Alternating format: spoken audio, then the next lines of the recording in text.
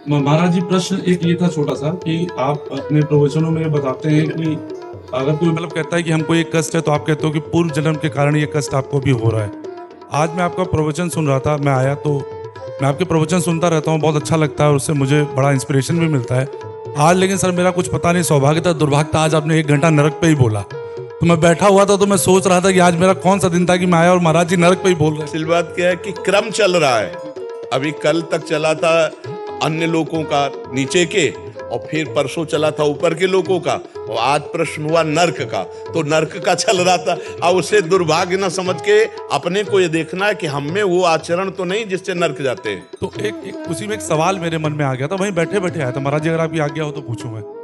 सवाल ये था कि आप ये कहते हो कि जैसे किसी ने कहा कि मुझे कष्ट है, तो आप कहते हो कि ये पूर्व जन्म के कारण है, आप इस जन्म में अपना नाम जपिए तो ठीक हो जाएगा, यही होता है मूल, मैंने जो सुना है। लेकिन जो नरक वाली बात सुनी तब एक कन्फ्यूजन ये हुआ कि मृत्यु के बाद अगर हम नरक जा ही रहे हैं और वहां पर हमको वो यातनाएं दी ही जा रही हैं, तो इसका मतलब है कि हमको तो दंड मिल ही रहा है। नहीं, अगर नाम जप करते हो तो नहीं, उसके आगे आप सुनना जी।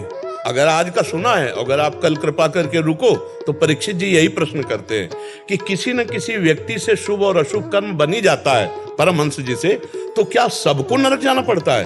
तो उनका नहीं, जो यहाँ अपने कर्म का प्रायश्चित कर लेता है। जैसे हम कहते हैं कि नाम जप करो, जैसे कोई कहता है हमसे बहुत पाप हो गए, अब मुझे बचा लो, तो हम कहते हैं भगवान की शरण में आओ और नाम जप करो, ये सब नष्ट हो जाएगा। इस बात पर विश्वास करो कि जैसे हम उदाहरण में देते हैं कि वकील और जज, वकालत में पक्का दोषी माना गया और जज ने उसे फांसी की सजा दे दी, लेकिन एक पॉइंट है, वो राष्ट्रपति के द्वारा अपने को माफ करवा सकता है अगर राष्ट्रपति माफ करे। तो इसीलिए श्री भगवान कहते हैं सर्वधर्मान परित्यज्य मामेकम शरणम व्रज अहम त्वाम सर्व पापेभ्यो मोक्षयिष्यामि मा शुचा। ये बातें सुनने को भी उसी को मिलेंगे जो थोड़ा कहीं ना कहीं सात्विक होगा और थोड़ा न कहीं भागवतिक होगा। अगर वो ये स्वीकार कर ले कि हे भगवान मेरे से बहुत सी गलती हो गई और नाम जप करे, तो निश्चित वो नरक नहीं जाएगा, भगवान को प्राप्त होगा। ऐसा नहीं कि अब हमें जब नरक की सजा मिलनी तो मैं भजन क्यों करूं। नहीं, ये भजन उसका ये है कि शास्त्र की बात को थोड़ा लंबा सुने। अब जैसे कल सुनोगे आप, तो परीक्षित का इसी के आगे प्रश्न है नरकों के बाद, तो उससे बचे कैसे? तो उसमें अजामिल का उदाहरण देते हो कि जीवन भर वैश्यागमन किया और अंतिम समय अपने पुत्र के बहाने नाम पुकारा नारायण, तो भगवान के पार्षद आ गए और यमदूतों की पास काट दी और उसे परम पद मिला।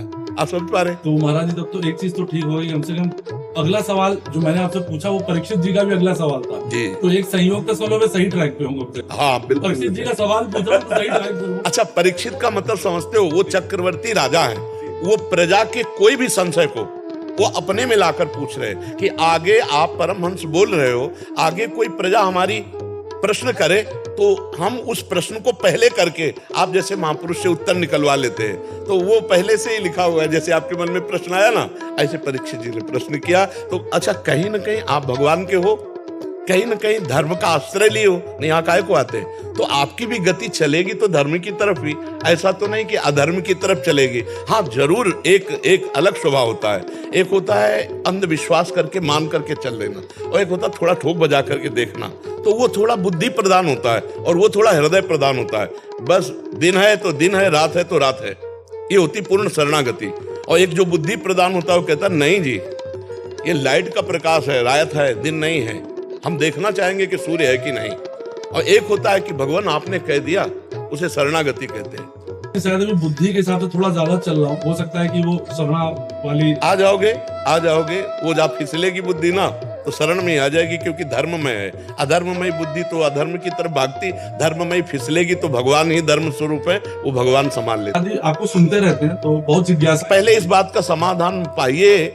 आपने पूछा कि पूर्व जन्म का जो कर्म है वो आप कहते हो नाम जप करो तो नष्ट, आपको समाधान है इस बात का? समझा दीजिए। हाँ, इसको और समझना है कि जैसे बालक जो है माँ के गर्भ से निकलता है, उसकी एक आंख खराब होती है। क्यों खराब होती है? सबको 2 आंख दी, उसकी एक आंख, तो पूर्व में उसका कोई कर्म है ना। बालक गर्भ से ही बीमार पैदा होता है, या एक धनी के यहाँ पैदा होता है या एक गरीब के यहाँ, तो हम इससे शास्त्रीय पद्धति से देख सकते हैं कि पूर्व कर्मानुसार इसको संयोग मिल रहा है। क्योंकि जैसे अब आप कोई कर्म करो, दंड मिले, तब तो माना जाएगा ना कि आपने कर्म किया, दंड दिया। वो कर्म लायक ही नहीं, वो दंड उसको मिल गया, इसका मतलब कपड़ा बदला है। लेकिन जो इसको पहनने वाला है वो पूर्व से बहुत कर्म किए हुए है, उसको दंड मिल रहा है। जैसे जेल की वर्दी अलग मिलती है ना, ऐसे ही कर्म भोग की, शरीर की अलग अलग, कोई बहुत धनी परिवार में जन्मा, कोई निर्धन परिवार में, कोई बहुत बुद्धि वाला, कोई मंद बुद्धि वाला। तो इन सब लक्षणों से लगता है पूर्व जन्म का कर्म परिणाम ही जीव के शरीर आदि और सुख संविधान को रचता है। अब इस जन्म में हम पशु थोड़ी कि पूर्व के कर्मों को भोगते रह जाए। अब हम ऐसे नवीन कर्मों का अनुष्ठान करेंगे, भागवतिक कर्मों का, जिससे पुराने कर्मों को विध्वंस करके हम भगवत प्राप्ति करें, हम महान स्थिति को प्राप्त हो, क्योंकि महान परमात्मा के अंश है। प्रायः उपदेश का यही स्वरूप रहता है जो आपको बताया है।